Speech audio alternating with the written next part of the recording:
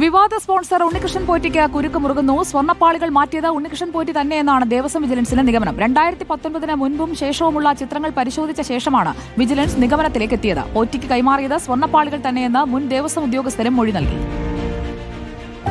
സ്വർണ്ണപ്പാളി വിവാദത്തിൽ ഉണ്ണികൃഷ്ണൻ പോറ്റിയുടെ വാദങ്ങൾ പൂർണ്ണമായും പൊളിക്കുന്നതാണ് ദേവസ്വം വിജിലൻസിന്റെ കണ്ടെത്തലുകൾ. പോറ്റി തന്നെയാണ് സ്വർണ്ണപ്പാളികൾ മാറ്റിയതെന്ന് വിജിലൻസ് കണ്ടെത്തി.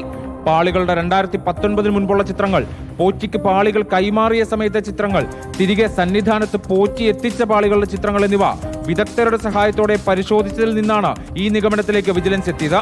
കൊണ്ടുപോയ പാളികൾ മാറ്റിയ പോറ്റി തിരികെ സന്നിധാനത്ത് ചെമ്പുപാളികൾ എത്തിച്ചെന്നാണ് നിഗമനം. കാലപ്പഴക്ക നിർണയം കൂടി നടത്തി സ്ഥിരീകരണത്തിലെത്താനാണ് വിജിലൻസ് നീക്കം. ഇതിനിടെ 2019 പോറ്റിക്ക് കൈമാറിയത് സ്വർണ്ണപ്പാളി തന്നെയെന്ന നിർണായക മൊഴിയാണ് അന്നത്തെ ദേവസ്വം ഉദ്യോഗസ്ഥർ ദേവസ്വം വിജിലൻസിന് നൽകിയത്.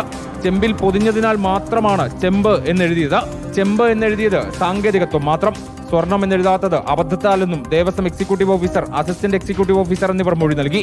ഉദ്യോഗസ്ഥർക്ക് ഗുരുതരമായ വീഴ്ചയുണ്ടായെന്നും വിജിലൻസ് വിലയിരുത്തുന്നുണ്ട്. റിപ്പോർട്ടർ, തിരുവനന്തപുരം.